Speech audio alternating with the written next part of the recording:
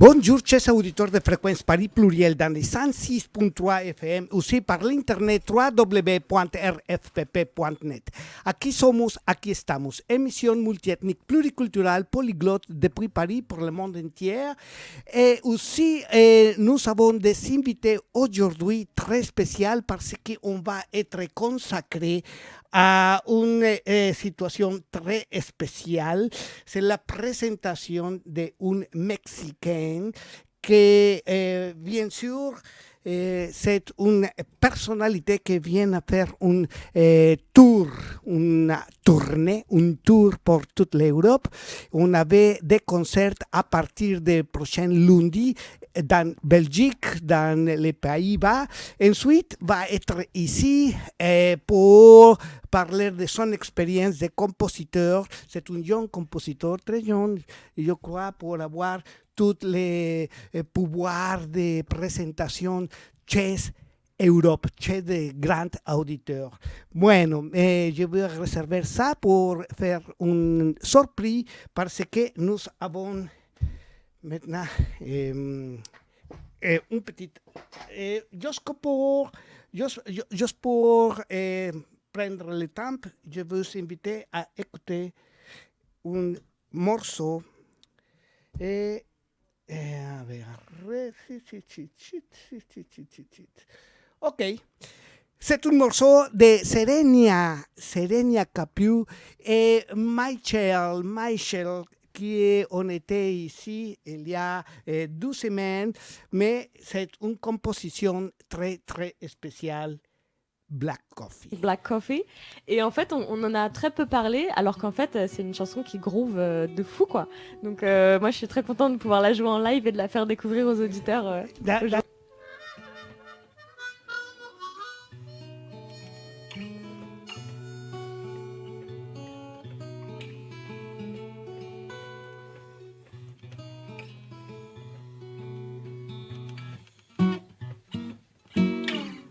Well, her mother drank black coffee. She swung it through the day. Like a loose head talking, she swung hard in the New York rains. One day after she departed, well, the coffee mug, it made her sway to the New York City dump it far away. Who's drifting out to sea for a sea change in the New York rain, in the New York rain. Well, the car had gone a skidding that night in the city rain. The young girl stumbled away and shot the clock. It stopped that day. One day after she departed, the car made its way to the New York City dump, yeah, far away. Who's drifting out to sea for the sea change in the New York rain, in the New York rain. Take it, Luan. Take solo.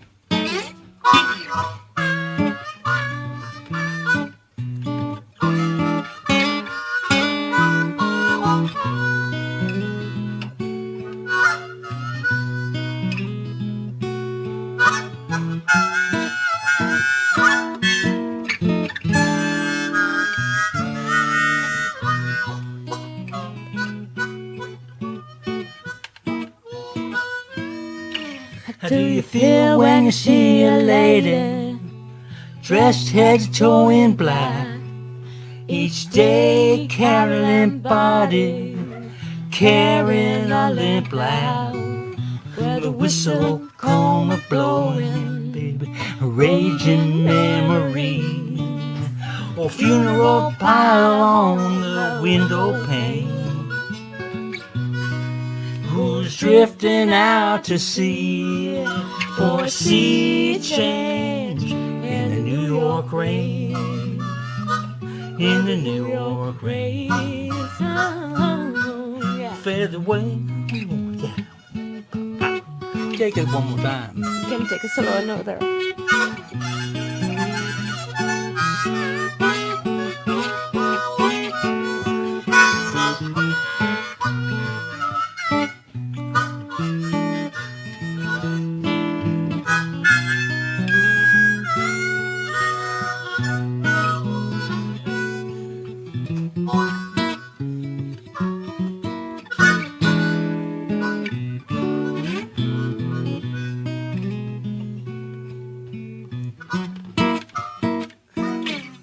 Farewell, my darling. Farewell, my queen. Your daughter, she's a beauty. The poet of the Jubilee. She's drinking black coffee. She's drinking black coffee. She's drinking black coffee. She's drinking black coffee. She's drinking black coffee. She's drinking black coffee. She don't want no sugar, no, no. With a little cloud of milk. A little cloud of milk, no, no. Just Black coffee. Oh, black coffee. Black coffee. She's loving that black coffee. Black coffee. Drinking that black coffee.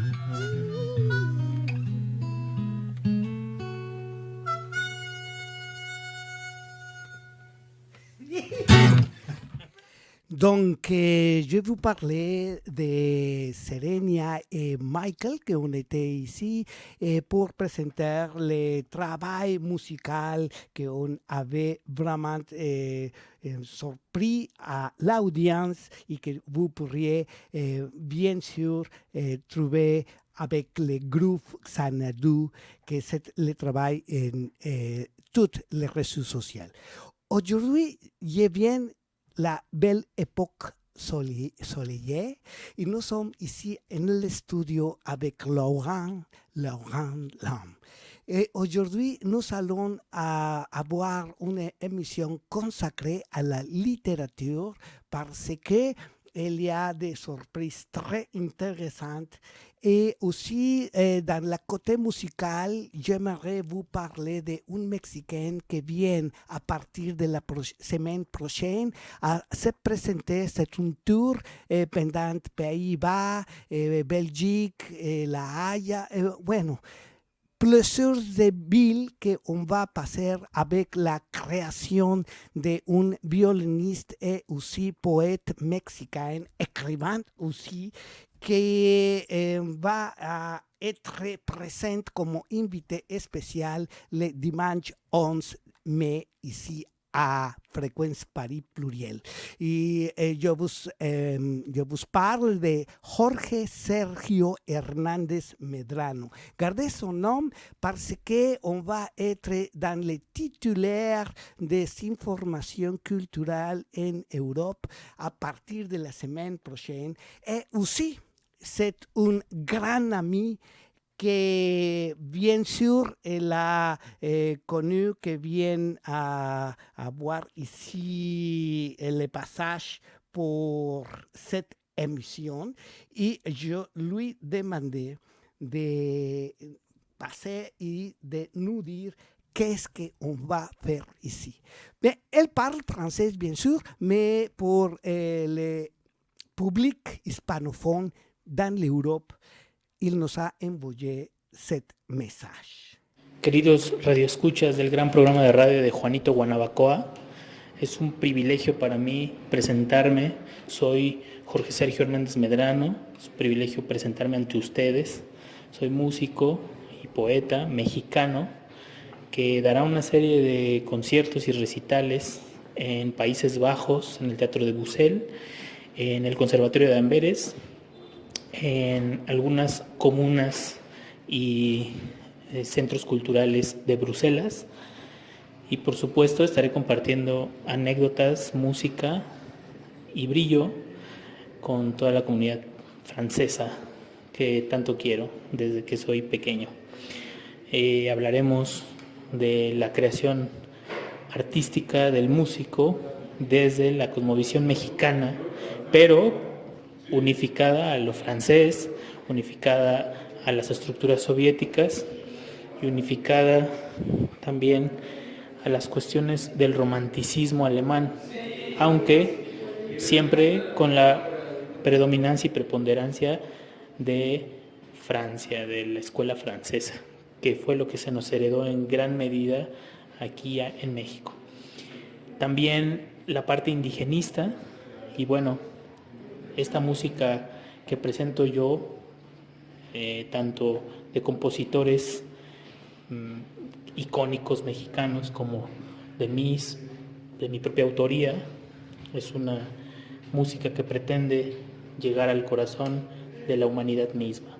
Bienvenidos sean y nos vemos prontísimo en este maravilloso programa de radio con Juanito. No se lo pierdan. Gracias por invitarme.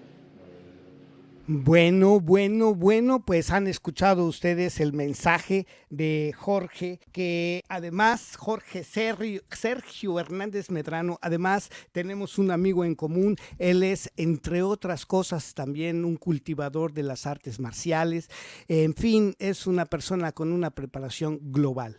Mais aujourd'hui, nous allons commencer la partie littéraire et que nous avons ici le grand plaisir, comme toujours, d'avoir à la salle des invités de Fréquence Paris Pluriel a Laurent.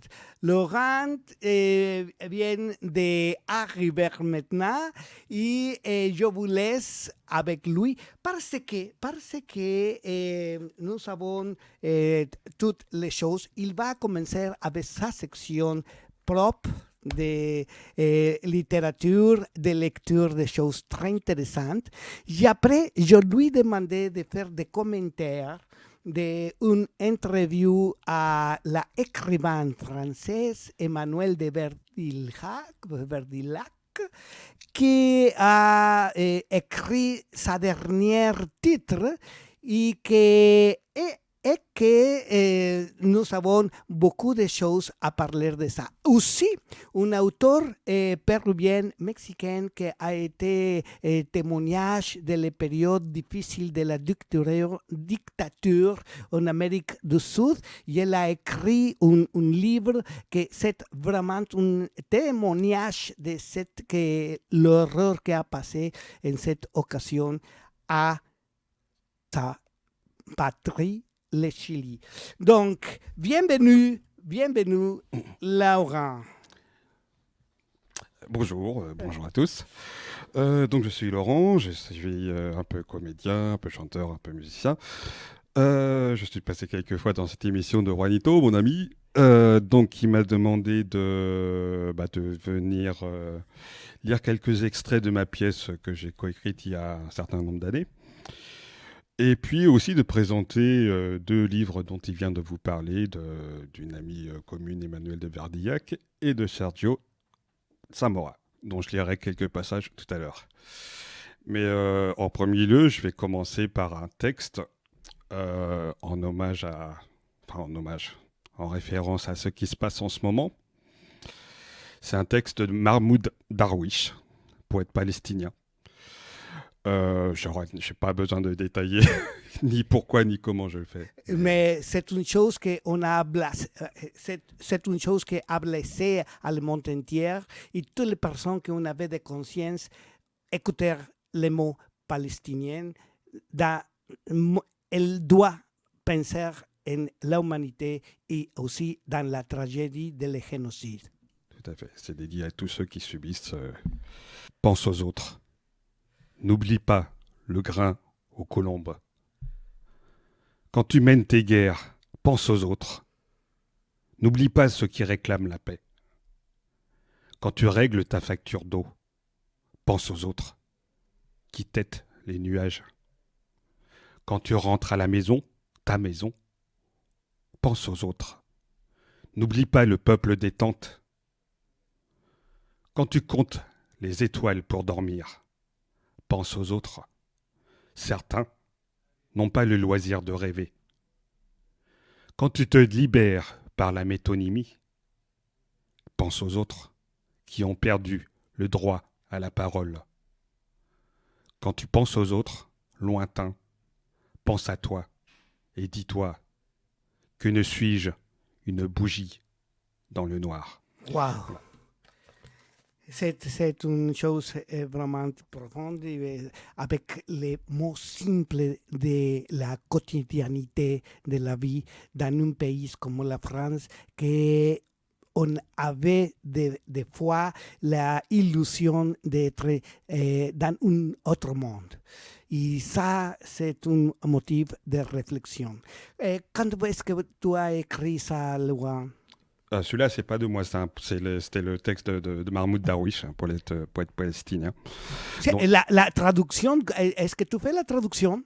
C'est un texte que j'ai trouvé dans des livres il y a longtemps. Et c'est pas moi qui ai fait la traduction, hein, mais voilà, c'est un texte qui a été traduit il y a longtemps et qui parle en fait de tout ce qui se passe en Palestine. Lui, son village a été rasé quand il était là-bas.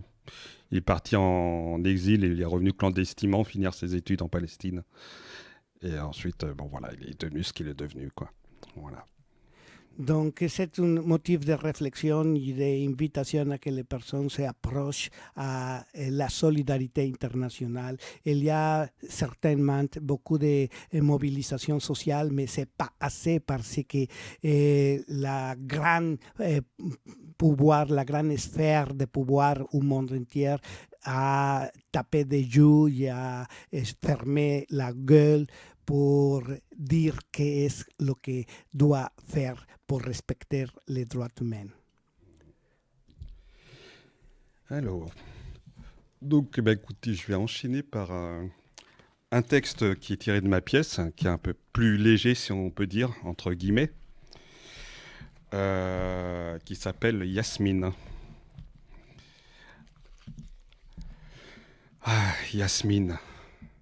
Elle avait toujours pensé que son prénom avait quelque chose à voir avec l'intérêt de son père pour la poésie. Yasmine, cela affleurait le printemps, le parfum de la nature. Cela avait quelque chose de perçant, trouvait-elle, et c'est pourquoi elle s'était sentie attirée par la poésie de Omar Khayyam.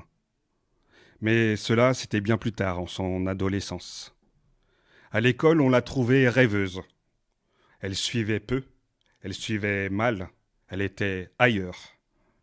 On l'avait promenée en vain de psychologue scolaire, en heure de soutien, et l'on pronostiquait des études difficiles et un avenir incertain. Ce n'est que dans la classe de M. Panetier qu'elle s'était épanouie. Elle en garda toujours le souvenir, ce fut une année fabuleuse, comme un épisode de clarté entre deux longs tunnels. Monsieur Panetier leur lisait tous les jours des poèmes, des contes de fées et même des passages de l'Odyssée. Mais sans commentaires fastidieux, ils étaient tous suspendus à ses lèvres et comme emportés par ses paroles, dans un univers coloré, riche et surprenant. Cela ne dura qu'une année scolaire. L'année suivante, il fallut préparer l'entrée en 6e, et Yasmine retourna dans ses rêves. Yasmine était pour ses professeurs une énigme. Toujours présente, silencieuse, solitaire, elle échappait à toutes les catégories prédéfinies. Au bout d'un trimestre de collège, et après quelques tentatives d'intervention, assorties de remarques éclairées comme « Que veux-tu faire plus tard ?» et « Songe à ton avenir » ou encore « Mais enfin, tu t'intéresses bien à quelque chose ?» Devant son silence, on finit par la laisser tranquille, ce qu'elle désirait avant tout. Au 2e trimestre, son bulletin scolaire portait comme appréciation « a bien du mal à suivre ». En présence de ses parents, convoqués par le conseil de classe, l'interrogatoire recommença. « Que veux-tu faire plus tard ? Si tu ne travailles pas, tu n'arriveras à rien. As-tu choisi un métier ? As-tu un projet ?» Et Yasmine se murait dans son silence. Des projets ? Elle en avait des milliers. Escalader les étoiles, plonger au fond des océans, voyager dans le temps, voler comme un oiseau, être fleur, arbre, ruisseau. Son imagination débordait, qu'elle nourrissait de lecture. Elle lisait tout ce qui lui tombait sous les yeux et passait ses mercredis et samedis à la bibliothèque. Ce qu'elle aimait par-dessus tout, c'était les recueils de poésie. Elle découvrit Verlaine, Desnos, Apollinaire. Et la rentrée, le professeur proposa comme sujet de rédaction « Racontez vos vacances ». Yasmine, qui avait passé le mois d'août en Bretagne et qui venait de lire Moby Dick, raconta une histoire extravagante de chasse aux monstres marins, ponctuée d'une rencontre impromptue avec le capitaine Nemo. Le tout se terminant sur une île déserte, le secours venant enfin d'un dirigeable que le vent avait égaré dans les parages. Le professeur reconnut que Yasmine avait un brin de plume, de l'imagination, du talent, mais déclara que la copie était entièrement hors sujet, se demandant même s'il ne s'agissait pas d'une provocation. Finalement, il décida de lire la copie à la classe, il le fit d'un ton moqueur, et Yasmine fut ainsi l'objet des quolibets de ses condisciples. Elle passa une année horrible, massacra ses rédactions et redoubla sa 5e à cause du français. Sa réputation était faite. On la considéra dès lors comme une faible d'esprit. On en vint à accepter qu'elle lise ses livres en classe, du moment que ça ne gênait personne. On la laissait tranquille et ça l'arrangeait bien. Lorsque ses camarades descendaient en récréation, elle restait seule en classe, en compagnie de Jack London ou de Paul Éluard. De 5e allégée en 4e renforcée, elle finit par atteindre la classe de 3e aménagée. Madame Mangin, professeure de français, avait décidé de préparer ses élèves au lycée. Adepte de la pédagogie différenciée, elle ne pouvait accepter de délaisser une élève en difficulté. Au contraire, elle s'acharna. Ce fut épouvantable. On étudiait un poème de Verlaine, on le dépeçait plutôt, on le vidait de son sang, on le désossait. Passe encore pour les champs lexicaux, Yasmine acceptait cette recherche. Mais c'était sa seule concession. Lorsqu'elle entendit parler de modalisateurs de verbaux, de marques d'indices énonciatifs et autres instruments de torture, qu'elle ne put ni ne voulut retenir, elle se rebiffa contre ce crime de lèse-littérature. Au nom de tout ce qui lui était le plus cher, du souvenir de M. Panetier, son instituteur, pour sauvegarder son plaisir ineffable de lire ses voyages intérieurs, elle refusa de suivre la voie qu'on lui traçait. Mais Madame Mangin ne renonçait pas, même si parfois elle se laissait aller à Maugré. Mais elle ne comprend donc rien. Elle s'évertuait à vouloir en tirer quelque chose. Yasmine ne voulait pas. Elle s'obstinait à ne pas répondre comme on désirait qu'elle le fît. C'était pour elle une question vitale. Mais enfin, disait Madame Mangin, tu ne comprends pas la question posée. Étudiez les procédés d'énonciation dans ce poème. Regarde bien les vers. N'y a-t-il rien de remarquable ? Rien à faire. Yasmine ne regardait pas les vers. Elle les ressentait. Elle les vivait. Comment aurait-elle pu décortiquer froidement comme on épluche un fruit et on l'ouvre ? Madame Mangin finalement renonça. « C'est un cas, déclara-t-elle en conseil de classe. Je n'ai jamais rencontré ça de toute ma carrière. » Madame Mangin ne pouvait soupçonner que depuis plusieurs années, déjà, Yasmine écrivait, remplissait des cahiers de poèmes. Dans l'un de ceux-ci, nommé La Dévoreuse, elle devenait une métaphore de la mort. Yasmine fut orientée, et comme elle n'avait pas de projet, on l'inscrivit dans un lycée professionnel pour préparer un BEP de comptabilité. « Il faut bien qu'on la mette quelque part », soupira la directrice du collège lors du conseil de fin d'année. « Elle n'a pas 16 ans. » Yasmine passa 2 années au lycée. Elle n'obtint pas son BEP. Le jour de ses 18 ans, au désespoir de ses parents, elle abandonna ses études et trouva rapidement un emploi de serveuse dans un petit restaurant. C'est là qu'elle rencontra un jour M. Panetier. Il la reconnut, fut surpris de la trouver là.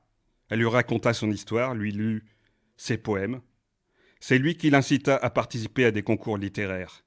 Il lui fit rencontrer des auteurs, des éditeurs. Elle obtint une bourse du Centre national des lettres et fit enfin son entrée dans la littérature. « Je l'ai toujours su, ça ne m'étonne pas, j'en étais sûr, je ne me trompe pas sur ce genre de choses », déclara Madame Mangin lorsqu'elle reçut les 2 premiers recueils que Yasmine lui avait envoyés.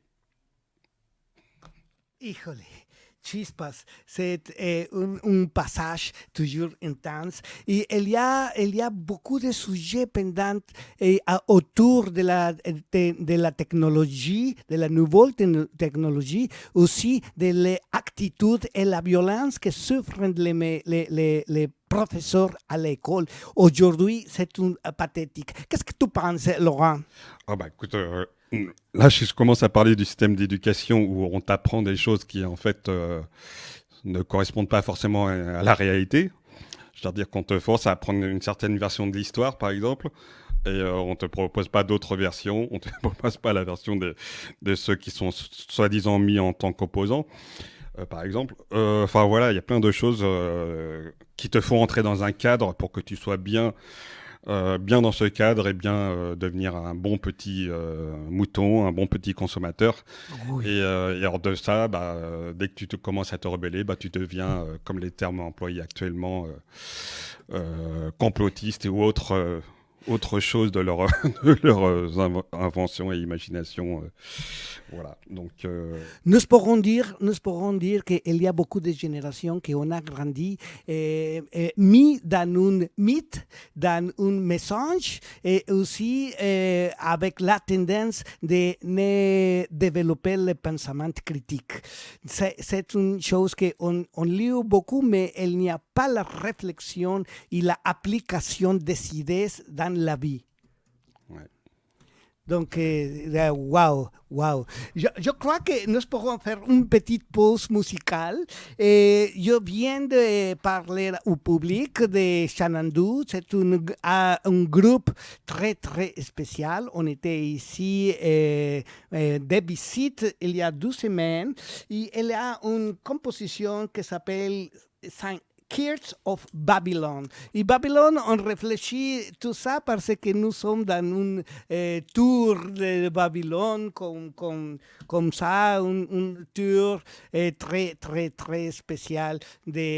OK, Babylone, on dit beaucoup, mais dans la musique, nous ressemble aussi des choses positives traduites par la musique.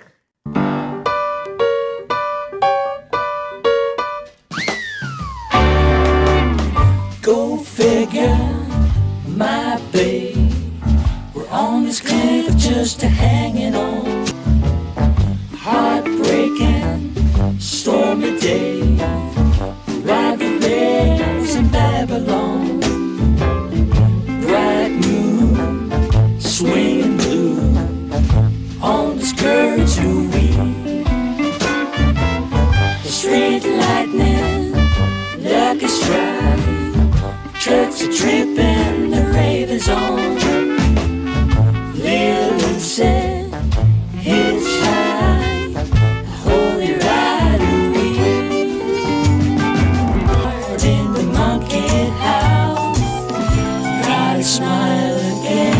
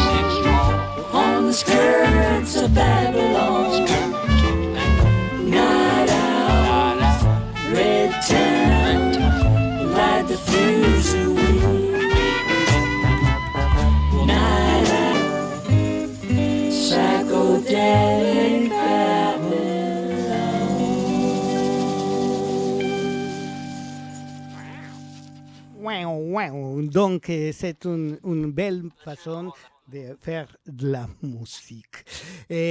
Salut Michael, salut Serenia, et j'espère que trop tôt nous pourrons retrouver l'une à l'hôtel Vendôme, Melia Vendôme, qui va réunir des musiciens tels comme Hervé Morisot, Sophie, et aussi autres musiciens, Florent. Et la surprise ce jour-là sera bien sûr Serenia et Michael. Bien, en tant que je veux présenter l'interview que je l'ai fait il y a 3 jours. Dans un petit café près de Alesia, del métro Alesia. Et ça, c'est un témoignage avec l'écrivain. Juanito Guanabacoa, aquí estamos. Nous sommes ici nous sommes.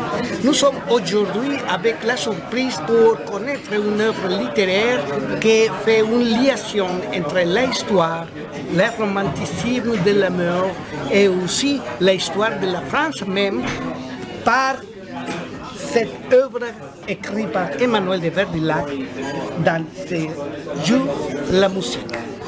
Emmanuel, bonsoir. Bonjour. Bonsoir, bonjour, bonne nuit. J'ai ici ton livre dans ces Jeux la musique. C'est même l'histoire nationale en France, à une période très difficile, au début du siècle XX. Et aussi, il a une chose très particulière, très spéciale, c'est l'histoire d'amour d'une famille. De quel s'agit-il? Alors, en fait, il s'agit de mes grands-parents. Mon grand-père était alsacien. Ça commence en 1912. En 1912, l'Alsace est allemande, depuis 1870. Mon grand-père était alsacien, donc allemand. Or, il était, comme toute sa famille, français de cœur. D'abord français. Il avait la chance d'avoir de la fortune parce que son père avait été directeur des cristalleries de Saint-Louis. C'est une cristallerie très affamée. Très fameuse, qui existe toujours. Et donc, service militaire obligatoire comme tous les Alsaciens. Et il avait décidé de se reposer et de faire ce qu'il aimait, c'est-à-dire des études de musique. Il jouait du violon, du piano, mais il voulait être compositeur. Donc, il va à la fameuse école de la Schola Cantorum de Vincent d'Indy à Paris. Il va à Paris et là, qu'est-ce qu'il rencontre? Une jeune fille toute jeune. Et ça, à ce moment-là, c'est-à-dire que l'imagination, on a voyagé au passé et vous avez reconstruit toutes les choses avec information de l'époque. Alors, ma grand-mère était violoniste et elle a été, moi je l'ai connue, elle a été mon professeur de violon. Donc moi je l'ai vue jusqu'à sa mort, même si les dernières années elle était dans une maison de retraite, mais enfin c'était quelqu'un d'exceptionnel et qui nous a parlé, nous ces petits-enfants pendant la guerre de 1914, ils ont été séparés et qui s'est poursuivi jusqu'à la mort de mon grand-père en 1942, mais qui a continué dans le cœur et l'histoire d'amour. Ils sont connus par la musique. Ils ont tenu pendant la guerre grâce à la musique. Et ils se sont retrouvés par la musique et toute leur vie, ils ont fait de la musique ensemble. C'est une manière très belle, très littéraire de trouver cette bonne histoire dans une période difficile qui a bouleversé le monde entier. Tout à fait, tout à fait. Et aussi en France, parce que Alsacienne était française, a été allemande, et il y a cet conflit de l'esprit de plusieurs personnes qui habitent là-bas. C'est vrai que je voulais aussi montrer, c'est un petit peu dit que tous les Alsaciens n'étaient pas français de cœur. Hein, il y en a qui sont restés plutôt germanophiles. Hein, c'est vrai, comme tu viens de le dire, l'Alsace, elle a été allemande, française. Aujourd'hui, elle est française. Mais c'est un phénomène culturel que nous pourrons observer dans notre partie du monde. Par exemple, l'Ukraine aussi, avec les cas russes. Mais en France, a une situation très grande parce qu'aujourd'hui, c'est partie de la France et reste cet esprit-là de qu'un jour... C'est vrai.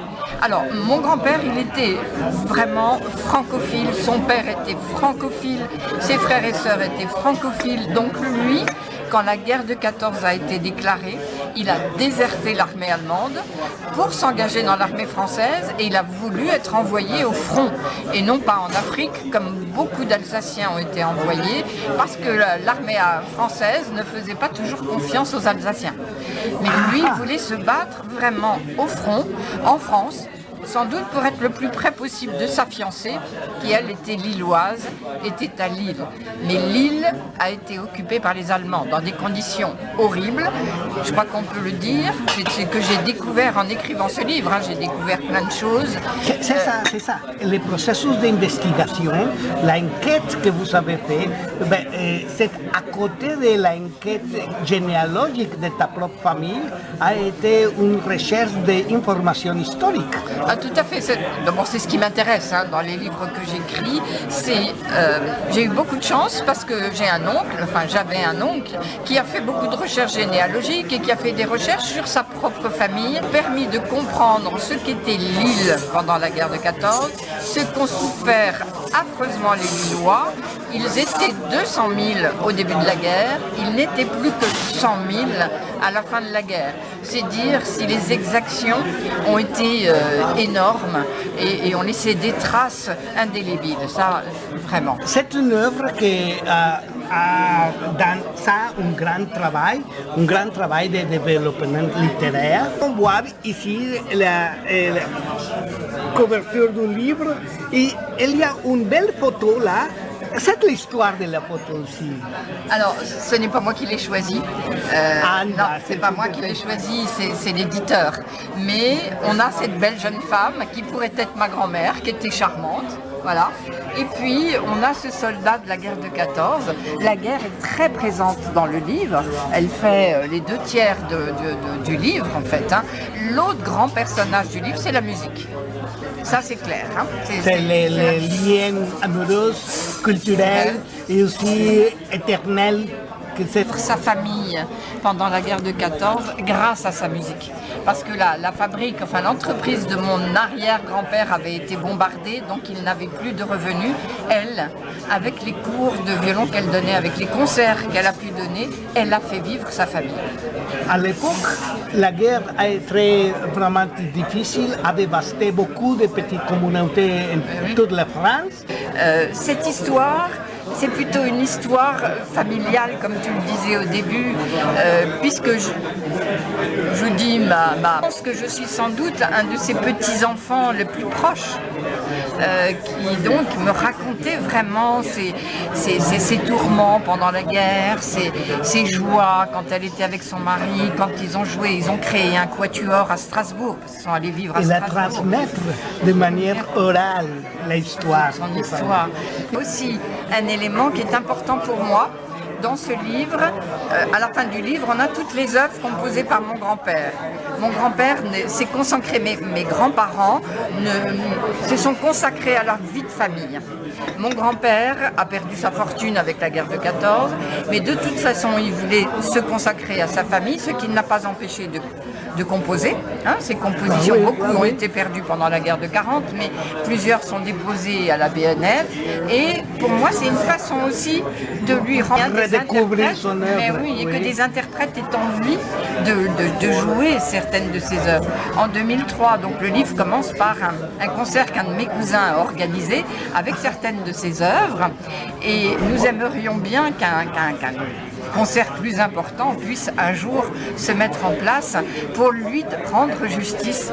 Voilà, c'est pour moi une façon de faire reconnaître ce monsieur qui était un grand monsieur très doué dans des tas de domaines que je n'ai pas connu. L'histoire en France, d'apporter de partir d'une petite famille la grandiosité des valeurs de l'amour et de la musique traverse la dure partie de l'histoire.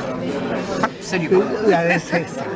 Donc, j'espère avoir l'opportunité de connaître aussi des œuvres musicaux de votre parent, de grands-parents, et sera l'opportunité de transmettre la culture. Vous voulez dire les derniers mots de cette petite interview? Merci, Juanito. J'espère que vous aurez l'occasion de le lire, que ça vous plaira.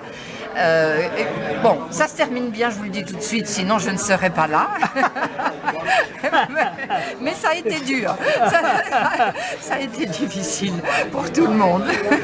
Merci, Juanito. Aquí estamos descubriendo la calle en la historia de Francia. Y a través de Manuel de Berlac lo hemos tenido aquí con su obra En sus ojos, la música. Et aussi, comment est-ce que vous avez arrivé à trouver la manière de faire la publication à travers un éditeur? Ça, c'est l'histoire difficile des fois pour les écrivains, parce que toujours être un écrivain autonome qui ne dépend pas d'un éditorial ou quelque chose comme ça. Oui, je ne suis pas connue, c'est sûr. Alors j'ai une chance, c'est que mon père était écrivain et je suis en relation avec son éditeur car je représente mes frères et sœurs auprès des éditeurs. Donc, comme les livres de mon père ont été réédités et il a dit envoyez-le moi, je suis éditeur. Et 2 mois après, il me dit écoutez, votre livre a beaucoup plu, donc est-ce que vous acceptez d'être édité par nous? Voilà, et c'est comme ça que ça a commencé. Ça prend du temps. Ce livre ne sort en librairie que 1 an après que je l'ai envoyé à l'éditeur. Ça prend du temps. Ouais. C'est toute une aventure. Ouais, ça. Ouais, Et Emmanuel de Berdilac, vous voulez dire les derniers mots, cette petite interview? Merci, Juanito. J'espère que vous aurez l'occasion de le lire, que ça vous plaira. Bon, ça se termine bien, je vous le dis tout de suite, sinon je ne serais pas là. Mais ça a été dur. Ça a été difficile pour tout le monde. Merci, Juanito. Aquí estamos descubriendo la riqueza cultural que lo hemos tenido aquí con su obra En sus ojos, la música. Je crois que c'est l'occasion en que nous devenons même des historiens et c'est pour rendre aussi l'importance de la tradition orale de la famille à travers des générations. Je crois que la génération actuelle, Laurent, et la mienne même, il faut de raconter certaines anecdotes les plus proches à nous parce qu'il y a beaucoup de choses qu'on doit réécrire l'histoire que nous avons vécue pendant notre vie. Qu'est-ce que tu penses? Oui, donc de toute façon, il y a dans tout ce qu'on... Il y a toujours... il y a le vécu, il y a tout ce qui nous arrive actuellement, il y a tellement de choses autobiographiques des fois, on ne trouve pas forcément les mots pour les exprimer aussi, donc, ni par l'écriture, ni par l'oral. Mais des fois, ça met beaucoup plus de temps aussi. Ça met un certain nombre d'années avant qu'on puisse coucher tout ça sur un papier. Voilà, moi, pour ce qui est de cette pièce, je l'avais en tête, par exemple, pendant une bonne dizaine d'années dans la tête, avant de commencer à prendre un stylo et de l'écrire en 3 mois, quoi. Voilà, quelque chose comme ça. Il y a aussi des anecdotes très, je crois, un peu folles, un peu gracieuses avec les livres. Maintenant, je pose dans les mains de Laurent les livres pour avoir la première impression. Mais déjà, j'ai une anecdote très curieuse avec la impression. Un jour, ami m'a dit, c'est que le livre que m'a touché dans la vie. Et je me rappelle à l'école, un jour que j'étais distrait en train de parler avec mes camarades, que le professeur s'approche à moi avec un livre en la main et pácatelas. ¡Pac! Me da un coup. Dice, Francisco, mi atención.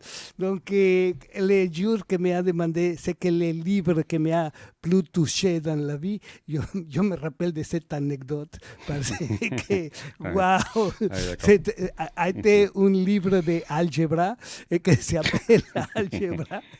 Et wow, aujourd'hui, je déposé ce livre d'Emmanuel de Berdilac, de Juste la musique. Et je m'avais demandé la même question. Qu'est-ce que c'est l'impression de ce livre à toi? C'est un livre qui raconte l'histoire d'amour entre les grands-parents d'Emmanuelle. Donc en fait, vous venez d'entendre une interview de tout ce qu'elle a mis dans ce livre-là. Moi, j'ai de couverture, donc vous sachiez à peu près de quoi ça parle. Et ensuite de lire une des lettres de ce personnage, Paul Amier, qu'il envoie à sa mamélie, comme il l'appelle. Alors, la 4e couverture. Paris, début du XXe siècle. Hélène Bonnet, une Lilloise de 16 ans, déjà prodige du violon, brille à la prestigieuse école de musique, la Schola Cantorum. Elle y rencontre Paul Amier, un Alsacien de 30 ans, compositeur de talent. Unis par la passion de la musique, ils s'inspirent l'un de l'autre et entament leur grand roman d'amour. Mais leur relation survivra-t-elle à cette terrible guerre qui éclate en 1914 ? À cette guerre où s'engage Paul, propulsé au front ? À cette guerre que subit Hélène, prise au piège dans Lille, sa ville natale, alors occupée par les Allemands ? Sans nouvelles l'un de l'autre, se retrouveront-ils 5 ans plus tard à la suite de l'armistice ? Et alors, donc, je suis tombé sur cette lettre qu'envoie Paul à sa mamélie, comme il l'appelle, qui résume un peu ce que disait un peu Emmanuel dans son interview à un certain moment. « Mamélie chérie, on ne s'ennuie pas dans nos tranchées, soyez rassurés. Mes maigres talents de musicien sont mis à contribution. Nous ne nous battons pas en permanence, bien sûr, et nous trouvons le temps de monter quelques jolis spectacles qui ne dépareraient pas dans votre salon. J'ai composé des petites chansons qui devraient faire concurrence à votre Offenbach préféré. Cela dit en toute modestie, bien sûr. J'ai bien l'intention à mon retour de les faire chanter en chœur par mes sœurs. J'ai trouvé des camarades, très bons musiciens eux-mêmes, et un ébéniste qui nous a fabriqué, avec les moyens du bord, une flûte, un flageolet, une espèce d'instrument à cordes, les boyaux de chat ne manquent pas, et un tambour qui compose un orchestre de premier ordre. Notre colonel se gondolait, imaginez un peu sur l'air des rois de la belle Hélène. La grosse Bertha qui s'avance, là, c'est la grosse panique. Cela amuse plus nos soldats que les fanfares dont ils ne veulent plus entendre les flonflons mensongers. Où est la victoire éclair que nous vantait Clémenceau ? Votre fils qui vous embrasse bien tendrement, Paul. C'est Voilà. une situation très, très spéciale, très familière, un son comme ça, mais aussi te rappeler de tes anciens parents. Toujours, il y a une chose mystique, une chose de mystère, même si en ce cas, elle n'a pas connu à son grand-père, mais à sa grand-mère, oui. Elle a reçu beaucoup de traditions orales travers elle, et on a une image de le grand-père très, très spécial, très romantique. Je crois que nous devons faire l'ensaï que tu as déjà fait pendant des années, d'avoir l'idée de la maturité, de les connaissances, de l'impression et bien sûr de cet témoignage qu'on était en papier et que cette partie de l'histoire actuelle, parce que toujours la guerre est horrible.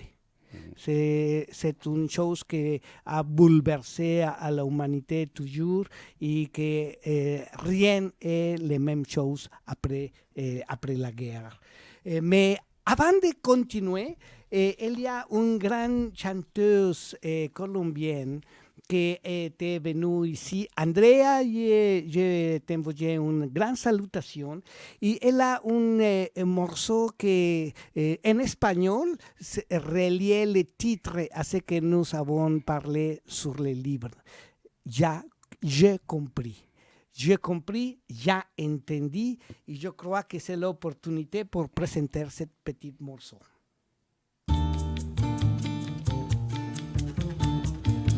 Mándame una estrellita y que me llegue al alma.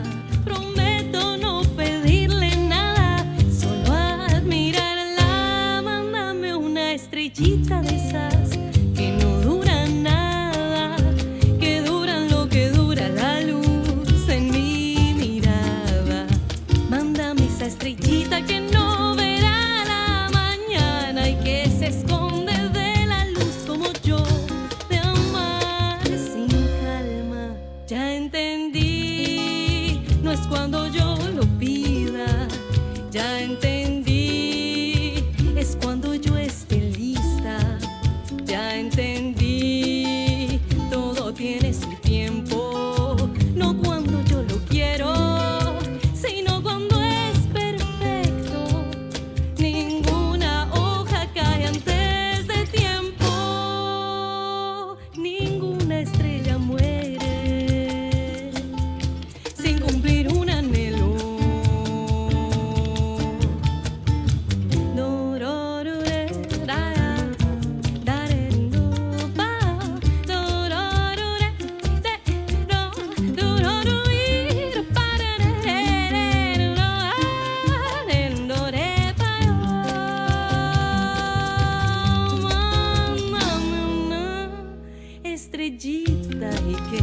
me llega al alma. Prometo no pedirle nada, solo admirarla. Mándame una estrellita de esas que no duran nada, que duran lo que dura la luz en mi mirada. Mándame esa estrellita que no verá la mañana y que se esconde de la luz como yo, de amar sin calma. Ya entendí, no es cuando yo lo pida. Ya entendí, es cuando yo esté lista. Ya entendí, todo tiene su tiempo. No cuando yo lo quiero, sino cuando es perfecto. Ninguna hoja cae antes de tiempo. Ninguna estrella muere sin cumplir un anhelo.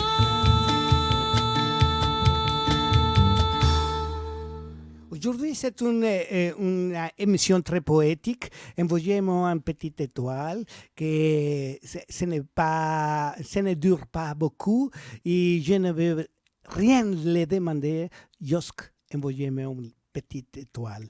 Et ça, il y a beaucoup de choses. C'est que nous devons demander les livres que nous envoyer sa message derrière des lettres, sa message avec la imagination qui se réveille à travers la lecture. Et maintenant, nous sommes avec Laurent. Laurent, j'ai apprécié beaucoup son style, son voix et surtout sa créativité très, très aiguë et aussi dans un français que s'impose beaucoup avec la tonalité de sa voix.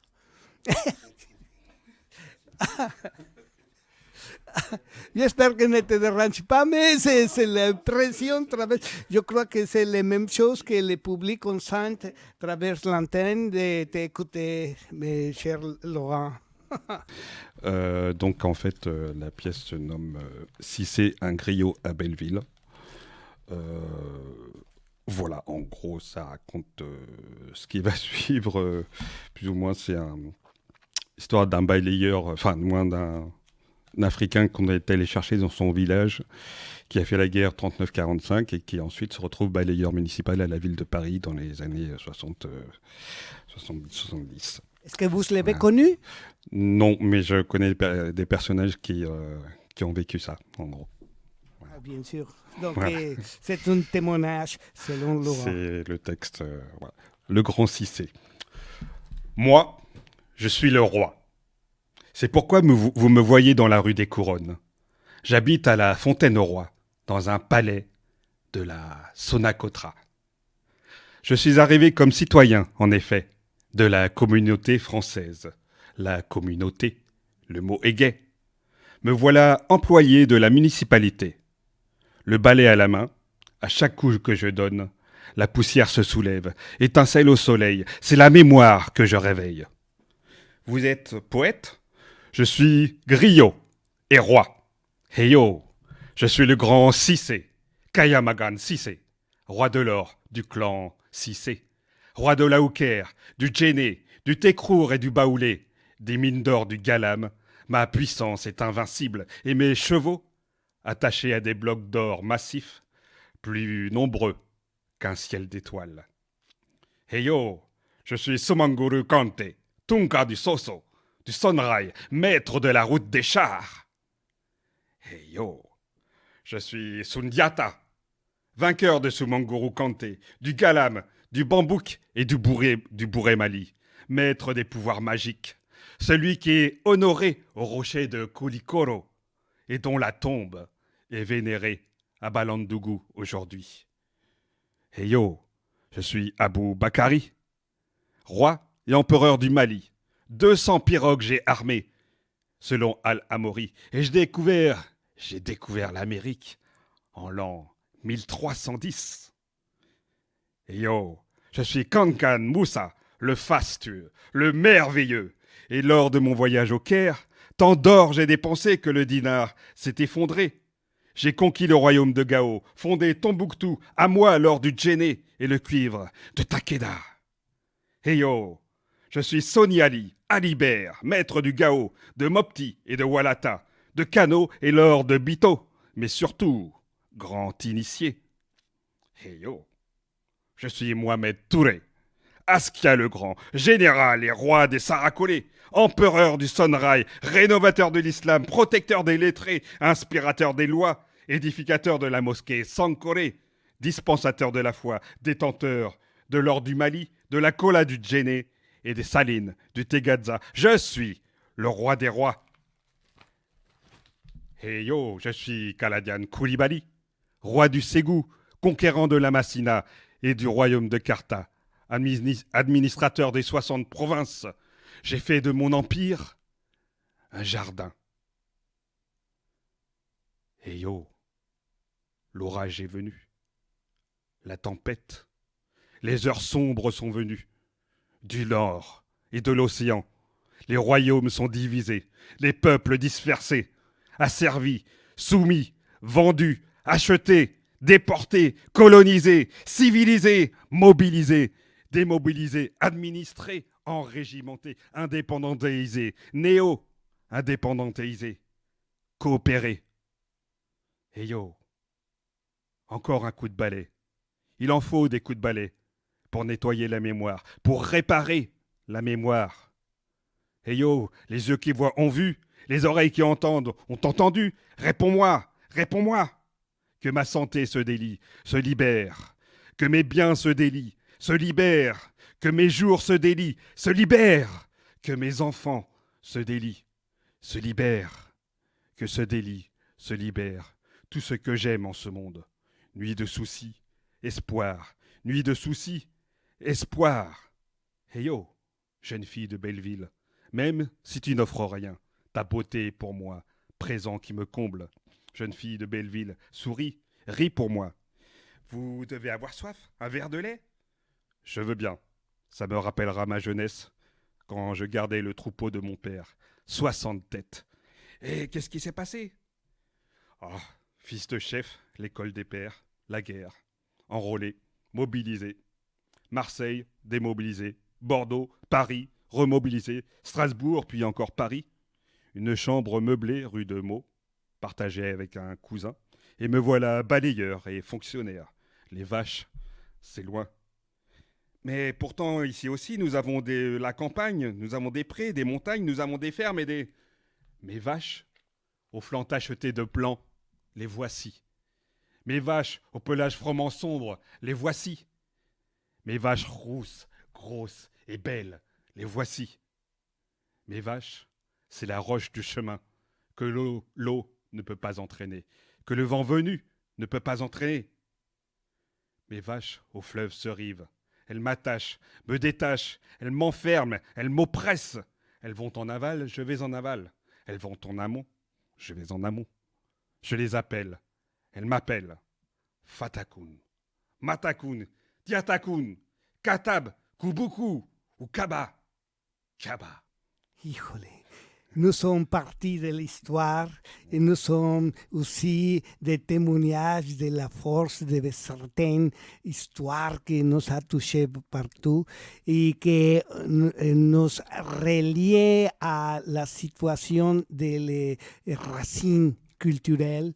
Et cette lecture que j'écoute pour la première fois dans la voix de Laurent, ça me rappelle une situation qui m'a touché beaucoup parce que j'étais à la Sierra en Durango. C'était la Sierra au Durango, c'est une province dans la forêt très très très loin. Et en cette époque-là, les personnes ont fait les cultifs de amapola y elle était un chamán, mais elle ne peut pas écouter parler espagnol. Elle parle sa langue et elle était mis prisonnière et personne personne ne peut se communiquer avec lui, mais elle était un chaman mystique très spécial. Et quand elle était avec des autres prisonniers à la prison, elle a parlé de telle manière une autre langue à lui, mais a touché à tous. Et tous, on a demandé sa libération parce qu'elle n'a rien à faire avec les choses, les cultifs de la drogue. Non? C'est un drame très spécial et ça se revient des histoires différentes que nous avons touchées. Donc, c'est la même chose maintenant.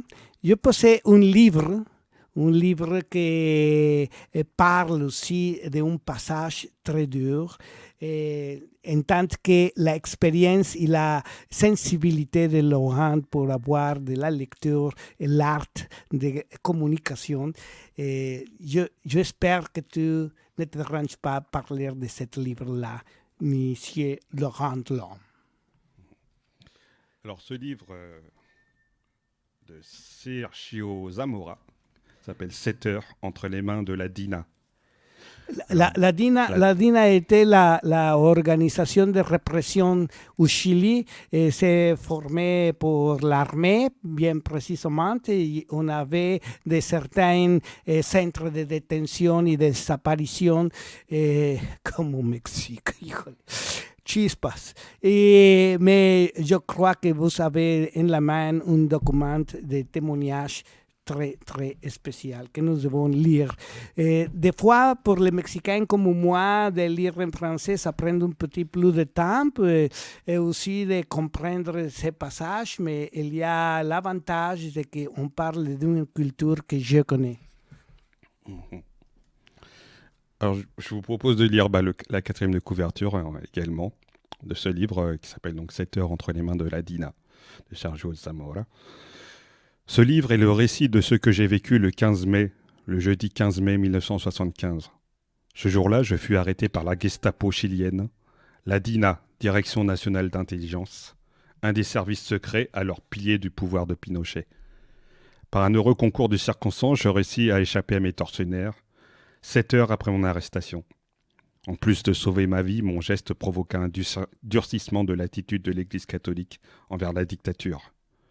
En m'évadant le jour même de mon interrogatoire, je constituais la première preuve vivante des atteintes à la dignité humaine commises par l'utilisation de la torture. Les cas de torture connus à l'époque, 2 ans après le coup d'État, se comptaient par milliers, mais restaient difficiles à prouver. Les victimes des nombreux services répressifs, quand elles n'étaient pas ensuite assassinées, étaient gardées au secret le temps nécessaire à la disparition de toutes séquelles physiques. Mon histoire, largement commentée dans des revues et livres chiliens de ces dernières années, fut étouffée par la presse et les médias de l'époque, inféodés à l'autorité militaire. Mon cas fait partie de l'histoire occultée de ces années noires. Mon récit inédit quant aux événements précédant mon évasion est une contribution au rétablissement de la vérité et aussi un hommage à tous ceux, hommes et femmes, qui payèrent de leur vie ou de leur souffrance, leurs convictions et leur désir de justice. Donc, un passage de ce livre, 11h06. Intuitivement, j'avais senti le danger. J'essayais de m'éloigner immédiatement, mais il était déjà trop tard. Rodrigo n'avait pas terminé de parler que 2 individus se présentant comme des policiers nous interpellèrent. Ils nous signalèrent à dessein que leurs mains, couvertes par un porte-document, étaient armées d'un revolver. 2 agents s'approchèrent, nous encerclant.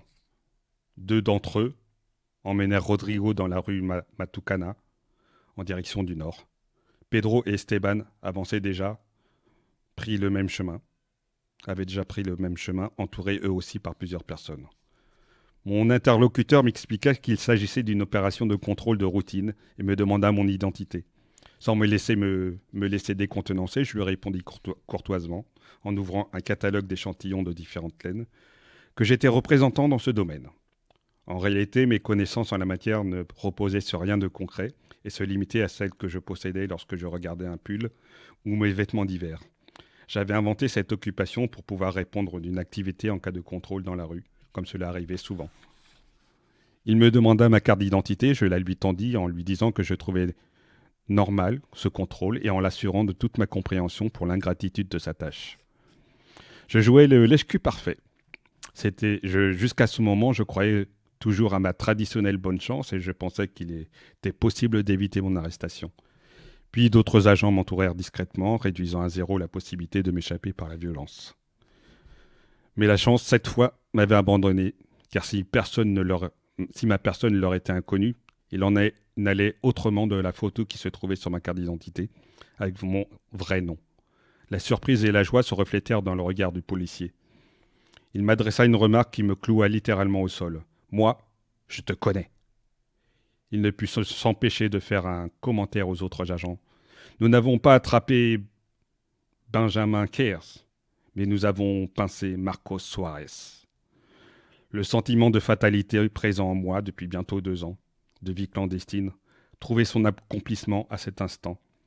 J'éprouvais presque du soulagement, je ressentais une sensation bizarre. Comme si ce que je vivais était un dénouement inéluctable. Mais en même temps, l'horreur de sa signification éveillait mes sens et ma pensée, en renforçant l'instinct de survie qui me conseillait de m'échapper. Voilà, un extrait de ce livre. C'est le témoignage des choses que c'est une horreur que nous avons vécue en toute l'Amérique latine aussi, avec différentes intensités, différents styles, mais avec les propos d'effacer de la face de la terre à les personnes qui ont avait les valeurs d'interpeller les choses à l'état, les choses, les manques de la dignité. Bueno, toute cette histoire, je vous recommande d'avoir ce livre-là. Est-ce que tu peux dire dans quel éditorial les choses? Nous allons inviter la prochaine fois à Emmanuel de Verdilac pour voir dans quelle librairie aussi on peut acheter le livre. C'est un livre qui va être au cours d'une librairie. Je ne me rappelle. Pour là, je crois que c'est l'information. Sinon, nous allons donner ça après, mais c'est que la éditoriale. Donc, dans ces dieux, la musique, le livre d'Emmanuel de Bardillac, c'est les éditions du Triomphe. Et pour ce qui est de 7 heures entre les mains de la Dina de Sergio Zamora, c'est Yveline Éditions.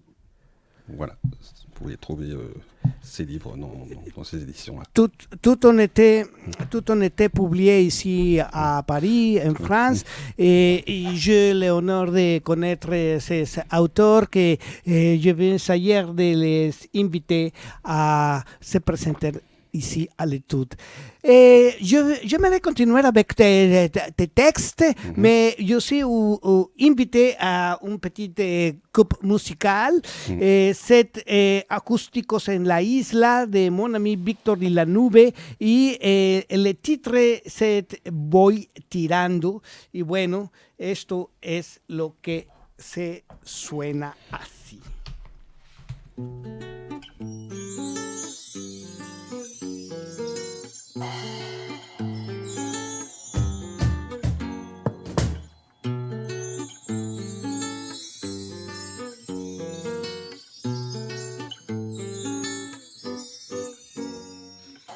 Pienso que una mirada vale más que 1000 palabras. Y otros me dicen que con palabras se puede hablar de cualquier cosa. Y yo les digo que a veces sería mejor no hablar de nada para entendernos. Solo hay que dejarse llevar por las buenas cosas. Vámonos. Piensa, ay, que la vida son 2 días. Tú piensas, ay, en vivirla cada día. Venga, vívela con alegría. Piensa, ay, que la vida son 2 días.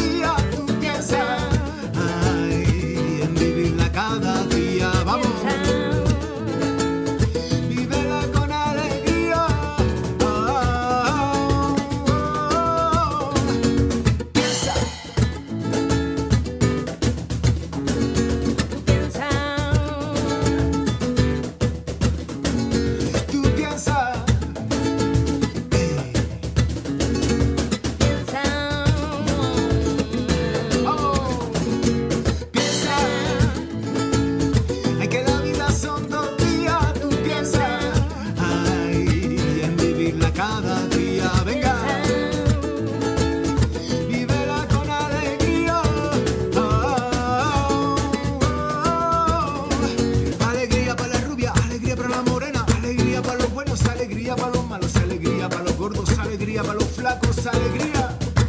Vámonos. Oh, a chiquito. Toma que toma. Oh, piensa que la vida son 2 días. Piensa en vivirla cada día. Oye, vívela con alegría.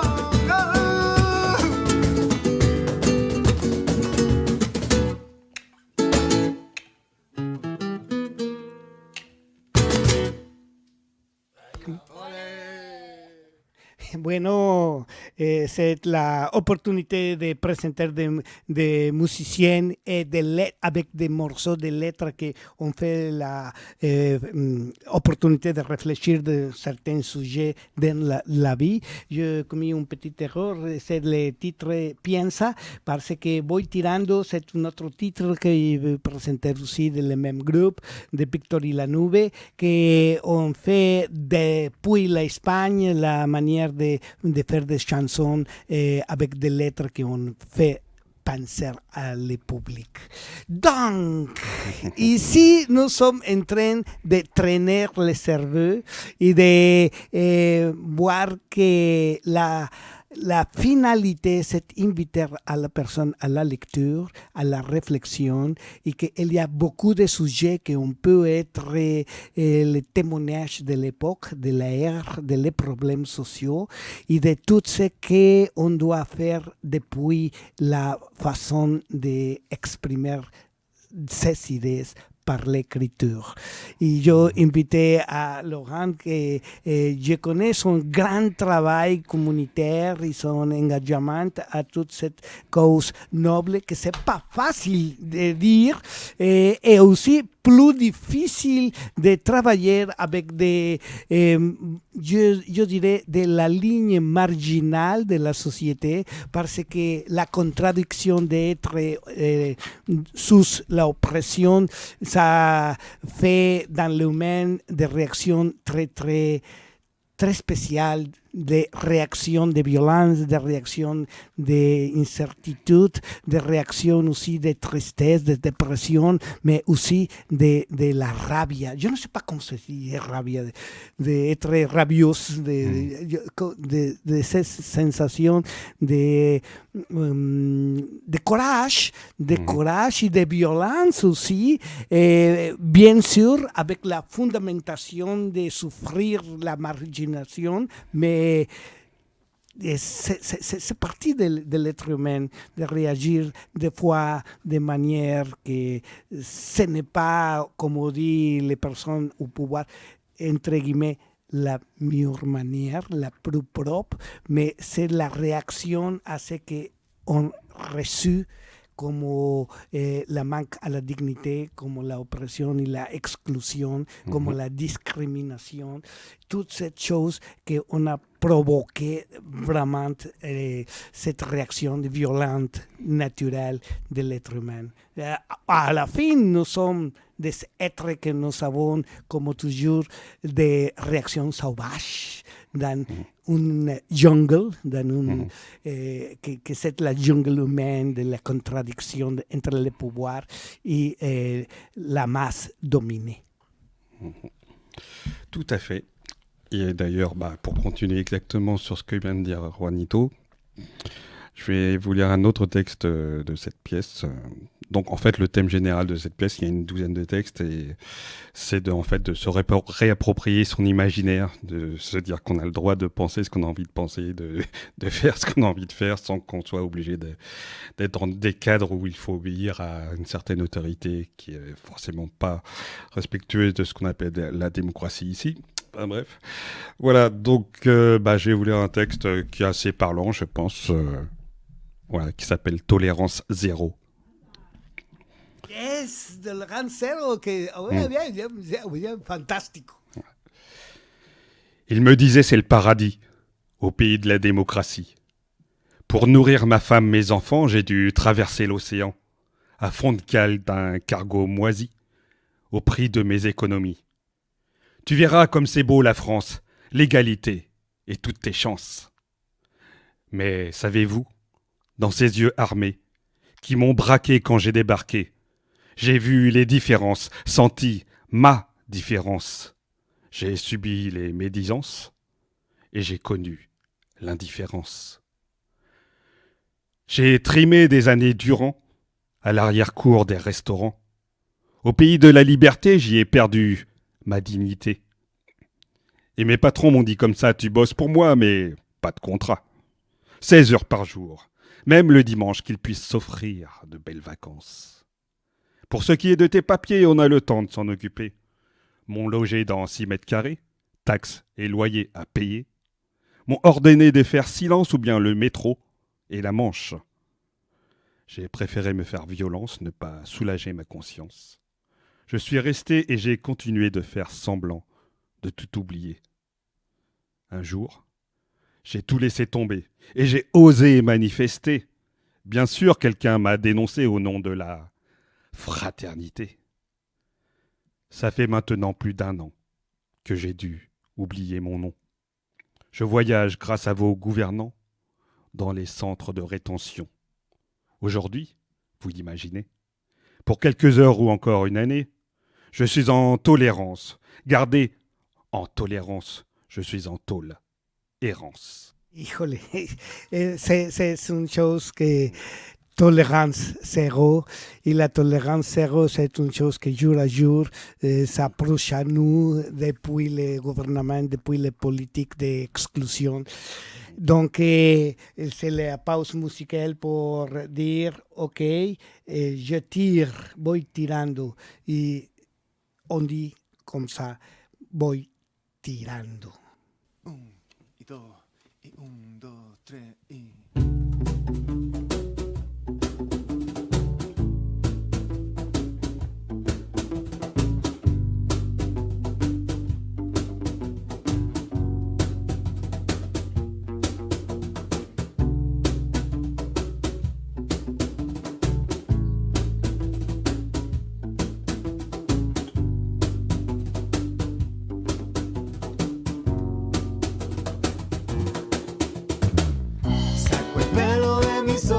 Para mirar todo lo que escondí y dejé detrás. Rescato lo bueno y lo malo lo voy a tirar. Un poco de equipaje para viajar. No tengo nada, nada me va a atar. Descalzo y sin miedo no busco el final. Voy tirando, yo como estoy pues sigo caminando, mirando para los lados y esperando que todo vaya bien y voy tirando, que como estoy pues sigo caminando, mirando para los lados y esperando que todo vaya bien.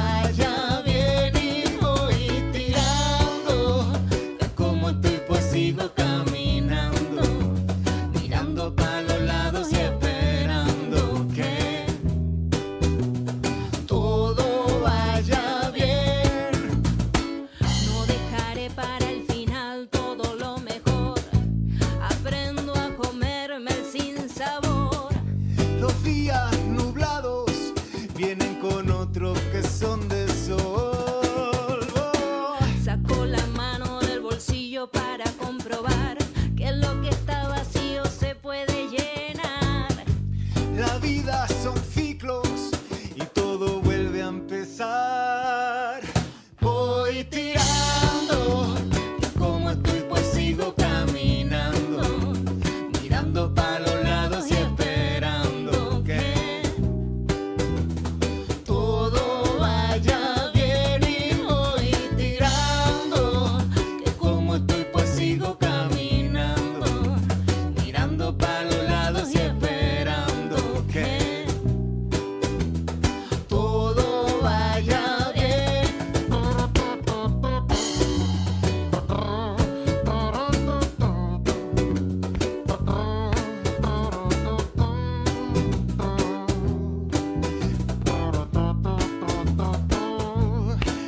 Y esperando que todo vaya bien.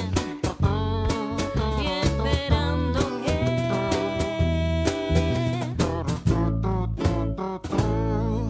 Que todo vaya bien.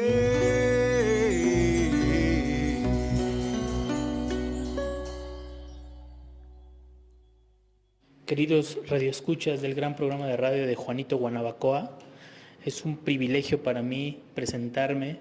Soy Jorge Sergio Hernández Medrano, es un privilegio presentarme ante ustedes. Soy músico y poeta mexicano que dará una serie de conciertos y recitales en Países Bajos, en el Teatro de Bussel, en el Conservatorio de Amberes, en algunas comunas y centros culturales de Bruselas, y por supuesto estaré compartiendo anécdotas, música y brillo con toda la comunidad francesa que tanto quiero desde que soy pequeño. Hablaremos de la creación artística del músico desde la cosmovisión mexicana, pero unificada a lo francés, unificada a las estructuras soviéticas y unificada también a las cuestiones del romanticismo alemán, aunque siempre con la predominancia y preponderancia de Francia, de la escuela francesa, que fue lo que se nos heredó en gran medida aquí en México. También la parte indigenista, y bueno, esta música que presento yo, tanto de compositores icónicos mexicanos como de mi propia autoría, es una música que pretende llegar al corazón de la humanidad misma. Bienvenidos sean y nos vemos prontísimo en este maravilloso programa de radio con Juanito. No se lo pierdan. Gracias por invitarme. Je remercie beaucoup à Jorge de dire que c'est une émission merveilleuse. Mais aussi, la chanson nous parle de que la vie sont cycles. C'est un cercle qu'on peut avoir de différentes dimensions. C'est une spirale en ascension ou, je ne sais pas, la direction universelle de cette spirale dans laquelle nous pourrons trouver les choses positives comme la deuxième partie d'une chose que pas positive et qu'en ce devenir, nous avons l'espoir de toujours, comme on dit, trouver la lumière au fond du tunnel, mais le problème c'est que nous devons sortir du tunnel. Et si c'est nécessaire de le faire de manière révolutionnaire et d'inventer non seulement trouver la sortie au final, sinon l'escapatoire en fuite en quelques moments quand la dignité on force à la défense de la vie avec la vie. Mais ce sont choses que c'est facile à dire, mais waouh! Sont les engagements sociaux que nous devons avoir en compte pour définir qui nous sommes. Bah décidément, on ne s'est pas consulté avec Juanito, mais à chaque fois qu'il passe un message, j'ai un texte qui correspond à ce qu'il vient de dire. Et, et donc, ça, Il faut dire que c'est une improvisation Oui. à cause de ce que nous sommes en train de lire et de trouver et de faire les commentaires, parce que c'est un reflet à le miroir de l'existence sociale. Mhm. Tout à fait. Et là, en fait, c'est un texte que j'ai découvert il n'y a pas très longtemps sur Internet. C'est tiré d'un livre qui s'appelle Contes du temps et des rêves, le tome 2. L'auteur s'appelle Belkacem Bouasria Oulabderrahman. Et le texte se nomme Le vent qui écrivait. Personne ne savait d'où il venait, ni où il allait. Mais tous dans la vallée d'Orveil connaissaient le vent qui écrivait. Il ne sifflait pas, il ne hurlait pas. Il ne faisait tomber ni branches, ni tuiles. Il passait doucement, comme un soupir ancien, un frisson sur la peau. Et derrière lui, il laissait des mots, des phrases tracées dans la poussière, sur les vitres embuées, sur le givre des fenêtres, des lettres inscrites dans le sable ou dans le vol erratique des feuilles mortes. Parfois, les mots apparaissaient au dos d'un miroir ou dans la buée d'un bol de soupe. Toujours discret, toujours éphémère, mais toujours juste. Les gens d'Orveil finirent par l'attendre. Ils guettaient les signes, apprenaient à lire les traces, à deviner les messages. Un enfant triste trouvait au matin « Tu es plus fort que tu ne crois ». Une vieille femme, seule, lisait sur sa vitre « Il pense encore à toi ». Parfois même, un simple mot apparaissait comme une clé. « Ose ». On ne savait pas à qui ces phrases étaient adressées, mais elles tombaient toujours au bon moment. Un jour, une jeune femme arriva au village. Elle s'appelait Anja et fuyait quelque chose qu'elle refusait de nommer. Elle portait un sac léger, mais un regard lourd. Elle ne croyait pas aux contes, ni aux miracles, ni au vent. Mais au matin de son 4e jour à Orveil, elle trouva écrit sur la vitre embuée de la chambre d'auberge « Tu as encore une histoire à écrire ». Anja sursauta. Elle n'avait rien dit à personne, mais en elle, cela résonnait. Elle avait été écrivain autrefois. Puis le silence l'avait englouti. Les mots s'étaient enfuis. Le monde, trop bruyant, avait tout brouillé. Cette phrase, c'était comme une main tendue dans la brume. Les jours suivants, le vent lui laissa d'autres mots. Ne crains pas la passe blanche. Chaque silence contient une graine. Commence par là où ça fait mal. Alors Anja prit un carnet, puis un autre, puis une plume, puis du courage, et elle recommença à écrire, lentement, fragilement, authentiquement. Ces mots ne cherchaient plus à plaire, ils cherchaient à dire. Elle resta à Orveil. Elle ouvrit une petite maison en haut de la colline, où elle écrivait le jour et lisait les messages du vent la nuit. Parfois elle répondait, elle écrivait, elle aussi sur les vitres, dans la terre et dans la neige. Et un jour, elle écrivit simplement « Merci ». Ce matin-là, le vent ne souffla pas, mais dans la brume suspendue au lever du jour, elle crut entendre au creux de son oreille « De rien, continue ». Et depuis, certains disent qu'il existe dans le monde des endroits où le vent écrit encore. Pas toujours avec des mots, parfois avec des feuilles, des odeurs, des frissons, des silences.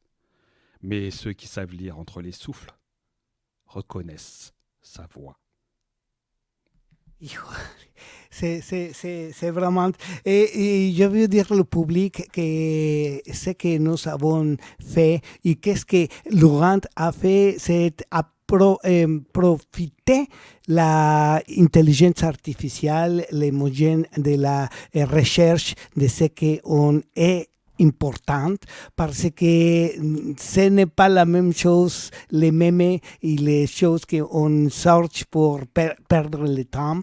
Si les réseaux sociaux ce sont un outil que nous devons profiter mieux et que qu'est-ce que tu peux dire pour fomenter la lecture à la jeunesse, à les personnes de notre âge, même de notre âge, parce que c'est facile à dire, mais toutes les personnes disent, ok, si après on a fait l'accumulation de titres de livres chez eux, jusque pour couvrir les murs.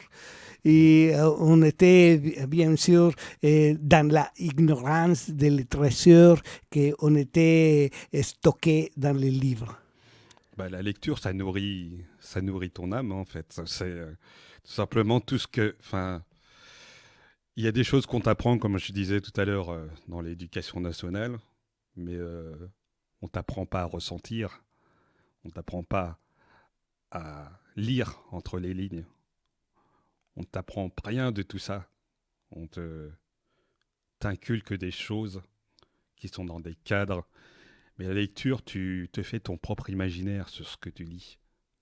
C'est toi qui imagines tout ça par rapport aux mots de l'auteur. Et aussi, c'est l'opportunité de découvrir qu'est-ce qu'il y a dedans de nous. Ce qui m'arrive, c'est très curieux. Je vais te dire l'anecdote. Vous connaissez Médecin. Médecin, avant d'être les couleurs sur le papier, ils sont les idées et l'histoire. J'écris la petite histoire derrière de la feuille et après on vient les dessins, les couleurs et toujours, je ne sais pas comment on va sortir, mais je renverse je répète la lecture de ce que j'ai écrit et au final, je suis surpris. C'est une situation de que la manière de choisir les couleurs ou de faire la ligne, c'est un impulse comme quand nous commençons à écrire quelque chose. Des fois, on arrive avec beaucoup d'énergie. Les 3 premières lettres sont grandes ou petites, ou on était fermé, ou on était comme une ligne toute fou, et après on devient les choses, on devient la calme, et on vient à raconter qu'est-ce que nous avons dedans. Tout à fait. Comment est-ce que tu arrives à ti pour écrire tout ça? Oh, bah, comme je te dis, en fait, moi, c'est vrai que c'est des choses que j'avais à l'intérieur depuis des années, en fait. Et puis, il y a des textes, en fait, qui n'étaient pas forcément en rapport les uns avec les autres. Puis un jour, j'ai repris tous ces textes-là. Je me suis dit, je vais en faire un choix et je vais essayer de faire un lien, justement, entre tout cela et de créer une histoire. Est-ce que à toi t'arrive, par exemple, que tu lis des textes que vous avez écrits très longtemps et vous avez une autre impression? Est-ce que tu te dis, OK, pourquoi est-ce que j'ai écrit ça? Ou c'est moi qui j'ai écrit ça? Ouais. Je pense que, de toute manière, je pense qu'on est tous un peu comme ça. On a tous plus ou moins écrit des choses qu'on était plus jeunes, voire petits, dans des périodes plus ou moins joyeuses ou plus ou moins malheureuses, ce qui nous ont inspiré certaines choses. Et puis quelques années plus tard, on les retrouve au fond d'un placard en pensant qu'on les avait déjà jetés ou qu'ils étaient perdus. Puis on retombe dessus, on se dit, voilà, c'est vrai, comment j'avais pu écrire ce genre de choses? Ou alors, ah oui, j'ai quand même, ah oui, c'était plutôt pas mal, mine de rien. Ou alors, tu dis, mais qu'est-ce que c'est que ces horreurs? Et puis tu les balances direct parce que tu te dis, bon, en fait, non, comment j'ai pu écrire ça? Donc voilà, en fait, il y a ça vraiment, mais voilà, il y a de tout, quoi. Mais oui, c'est les traces un peu de tout tout notre vécu, notre présent même. Voilà. C'est la preuve que les temps nous transforment et que nous sommes les mêmes qu'il y a 10 ans, qu'il y a peut-être demain. Et c'est une dynamique universelle, ça, je crois, non? Tout à fait.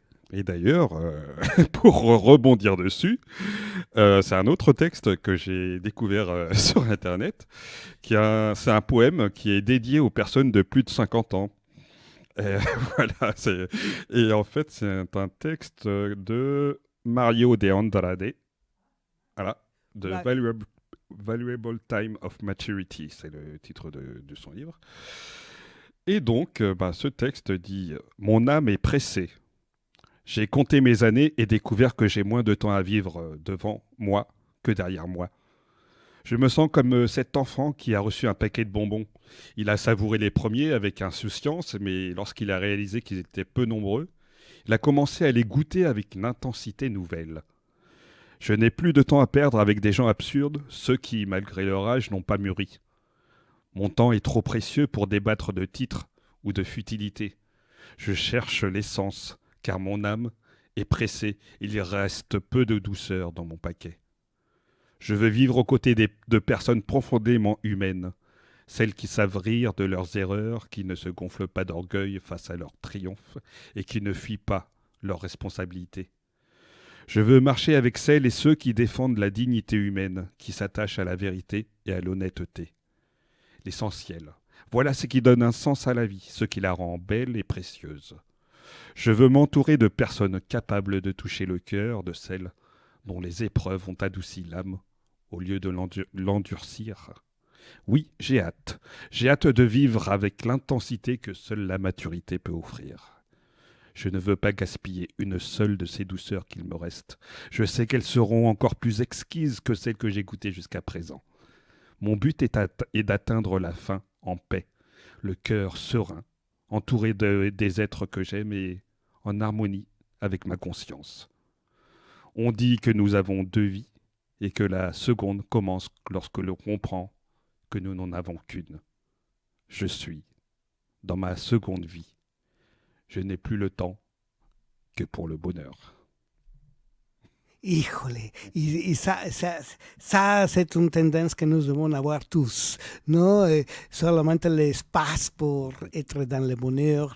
Et même si le bonheur c'est une chose relative, c'est une chose que c'est une tendance à avoir, c'est la utopie de l'existence, ¿no? Tout le monde, parce que des fois on dit que le bonheur c'est éphémère, qu'on passe avec la satisfaction immédiate de les caprices ou quelque chose comme ça, mais c'est plus loin, c'est un état permanente de tranquillité, de paix intérieure. Tu crois? Oui, bien sûr. En fait, dans notre société actuelle, le bonheur est représenté par des choses qui sont dans des cases, des choses matérielles, une maison, une voiture, un mari, des enfants, une femme, enfin, tous ces genres de choses qui sont un schéma d'une certaine société. Mais en fait, la plupart des auteurs, des écrivains vous diront, ou des poètes vous diront que le bonheur est dans les petites choses.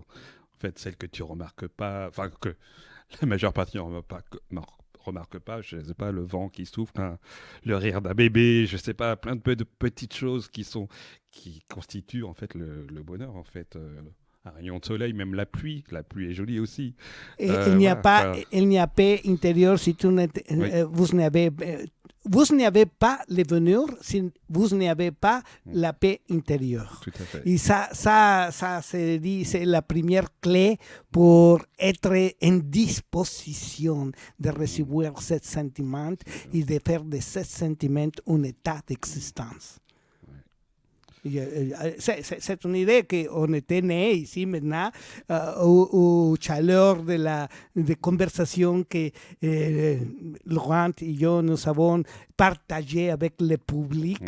Mais comme Laurent c'est une musicien aussi relié à la percussion et à l'activité que c'est la démonstration de l'énergie, je veux dire au public qu'il y a une histoire d'une chanson que c'est très iconique aussi, que tout le monde a joué cet morceau, s'appelle Sony, parce qu'il était écrit pour une musicien noir que jamais imaginait lui le succès de cette tonalité, de cet morceau.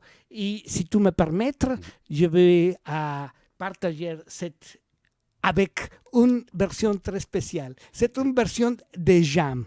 Et tu sais que des fois, les jams, c'est la folie du moment, l'énergie que nous avons et que les musiciens, toujours, on avait cette caractéristique dans son ego de jouer avec toute la force qu'on sent.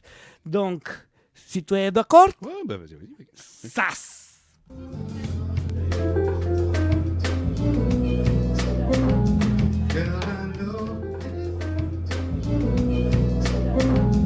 Girl, I know this might seem something strange, but let me know if I'm a harder for stepping to you this way. Since I've been watching you for a while, let me wanna let you know that I really feel in your style. Since I have to know your name, I'll leave you with my number, and I hope that you will call me someday. If you want, you can give me yours too, but if you know that I am mad at you, we can still be cool, but I ain't trying to pressure you. Just can't stop thinking about you. You ain't even really gotta be my girlfriend. I just wanna know your name, and maybe sometimes we can hold up, hang out, just chill. Damn, I'm so proud that you called. But the way you walked away, I thought I was gonna see you no more. Since you didn't want to give me your man, I hope that you were hating me and never hating me. But anyway, what you doing tonight? I probably will not peace, and I hope that you will be your swing by. You can just chill with us, or you can just chill with me. As long as you're comfortable and you feel secure when you're with me. Cause I ain't trying to pressure you, just can't stop thinking about you. You ain't even really gotta be my girlfriend. I just wanna know your name, and maybe sometimes we can hold up, hang out, just chill.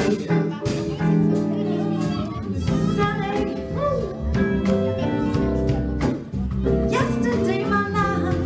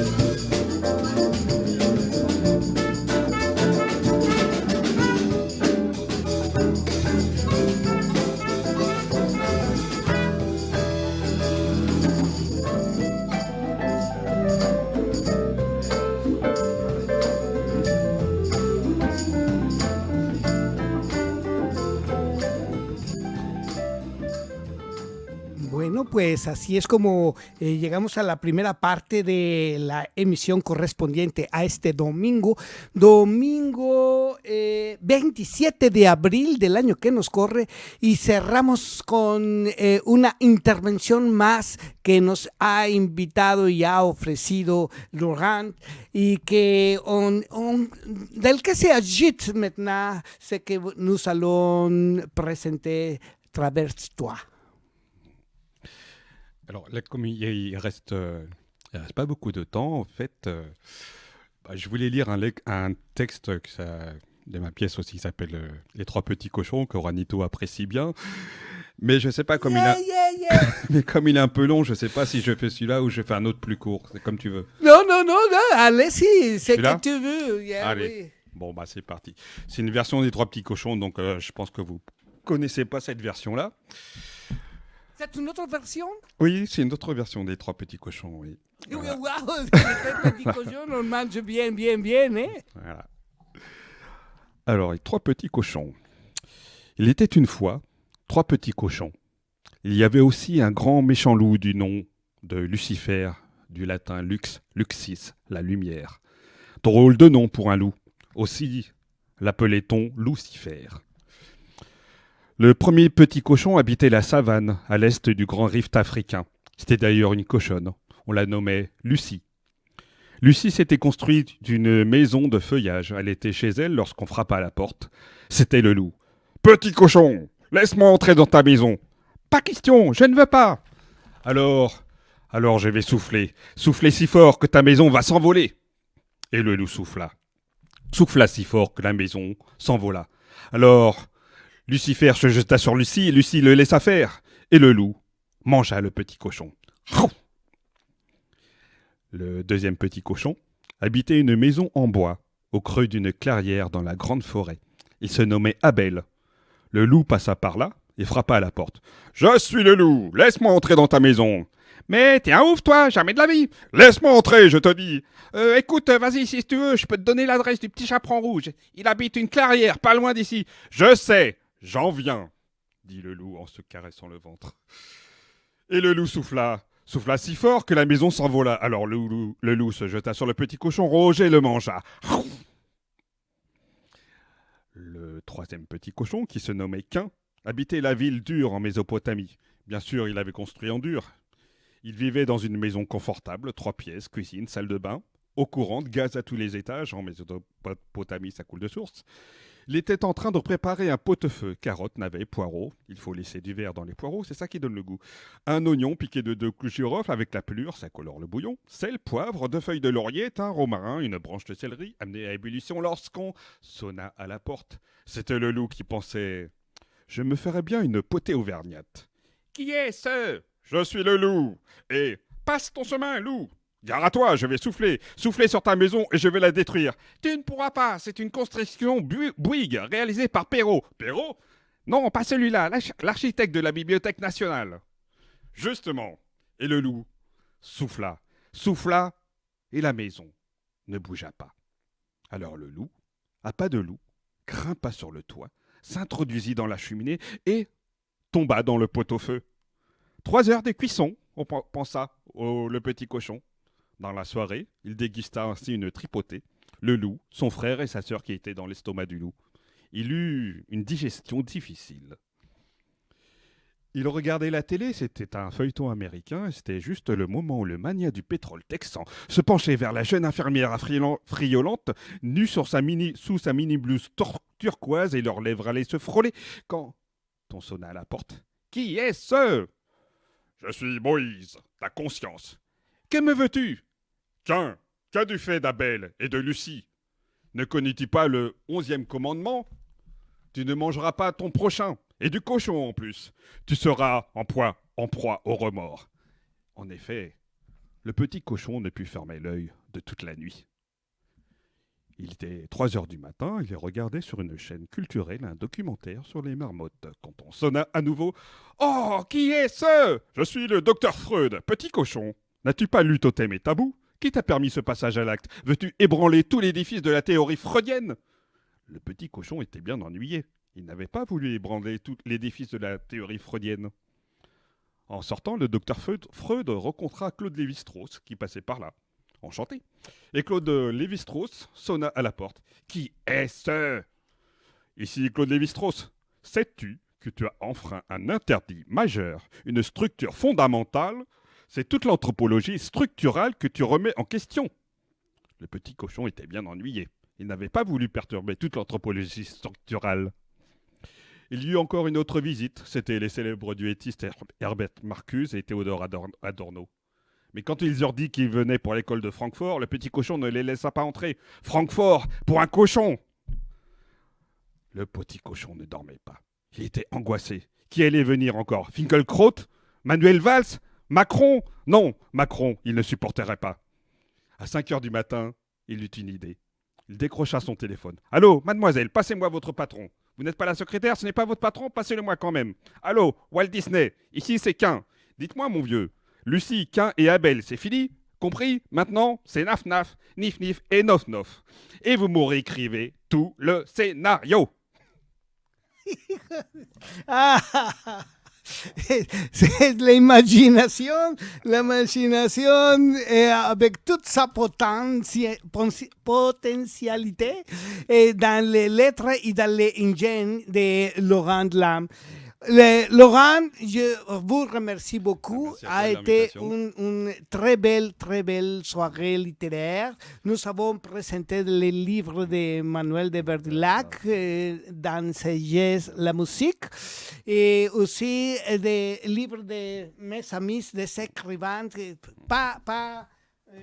comment est-ce que je peux dire, pas récente, cette œuvre de Sergio Zamora, mais toujours avec l'expérience de vivre en France et de parler français. Donc, tes derniers mots, merci beaucoup. Ben, merci à toi, Juanito, de l'invitation. Et puis, écoute, voilà, continuez à écouter cette émission, qui est très sympa. Il y a souvent des artistes très différents. Il y a de la musique, il y a du texte, il y a beaucoup de choses. Juanito est un puits de générosité et d'amabilité. Donc, en fait, il y a beaucoup de gens très différents et beaucoup de personnes très intéressantes qui passent ici dans cette émission. Donc, je vous conseille de l'écouter. C'est tous les dimanches, donc de 14h. La radio, c'est fait pour nous, des personnes. Ce n'est pas les choses de signe d'une émission comme très sèche, sinon d'avoir l'opportunité dans une radio locale sans frontières, de donner les mots, la parole à tous ceux qui veut dire quelque chose. Tout à fait. Merci à vous, puis je vous dis à très bientôt peut-être. Oui, bien sûr. Donc, je vous laisse entendre une pièce musicale pour introduire. Remercie beaucoup à Pascal de Conlabi de Santille parce que pendant l'été, pendant chaque opportunité, nous pourrons faire une émission plus allongée, plus longue. Y c'est bien. Y la troisième partie de cette émission será en español y vamos a tratar algunos temas. Mientras tanto, pues les dejo esta pieza musical.